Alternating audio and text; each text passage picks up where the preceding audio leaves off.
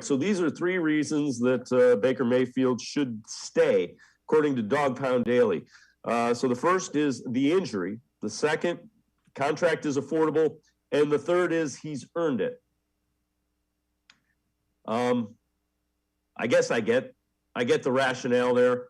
As far as earning it, you got to earn everything every year in the NFL. So he played well. They won a playoff game.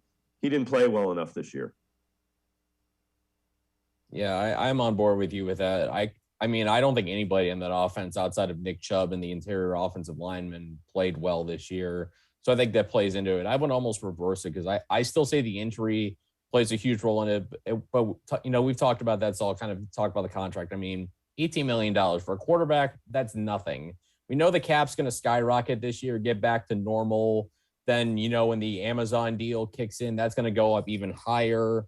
So you're talking about a skyrocketing cap with a roster and a quarterback room that's affordable right now. And let's not forget, they can still franchise Baker Mayfield for a 6th season if he plays well enough, but they still can't come to an agreement on a long-term deal. I just think the big reason I think it's worth keeping Baker around is I just don't see an option that you're going to be able to get for sure that's better than him. I talked about Derek Carr. Kirk Cousins, I think, is a lateral move, and he's a guy I think who's been boosted by, having Adam Thielen and Justin Jefferson to throw the football to, and I think that's really helped him. So if you're going to make this change for a quarterback, you have to almost know for a fact that the guy you're getting is better, and I just don't see that option available to them, at least not one that, is realistic, one that can happen, without giving up way too much in a trade for somebody. Yeah, I'm with you. I want to know if you're moving on from Baker Mayfield, I want to know what you're moving on to. All right, so this is a tweet. Percentage of dropbacks that result in a sack. This is from Seth Walder, from ESPN, an analytics guy. So the lowest percentage of quarterback pressures result in a sack this year: Josh Allen, Patrick Mahomes, Justin Herbert. Huh. Surprise, surprise. Highest, Baker Mayfield, Zach Wilson, and Joe Burrow. So the thing that's concerning with Mayfield having such a high percentage of dropbacks that relate or that result in sacks is that the offensive line has been pretty good. Now, I know Jedrick Wills was banged up. I know Conklin was out. But you're still dealing with one of the top NFL offensive lines.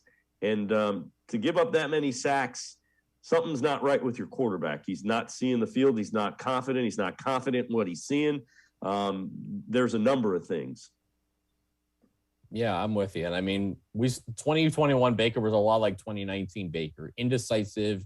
He couldn't quite, pull the trigger when he wanted to. I mean, that third down against Pittsburgh that we've seen in so many screenshots where the guy in the slot's wide open on a short curl for a first down and Baker just doesn't throw it to him.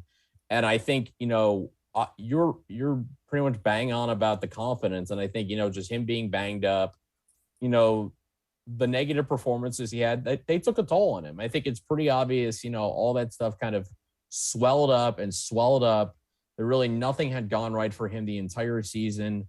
And, we still got to remember he's still young in NFL terms. That's only his 4th season in the league. So in a way, he's still figuring this out. And confidence matters so much for younger players who are still in some ways figuring things out.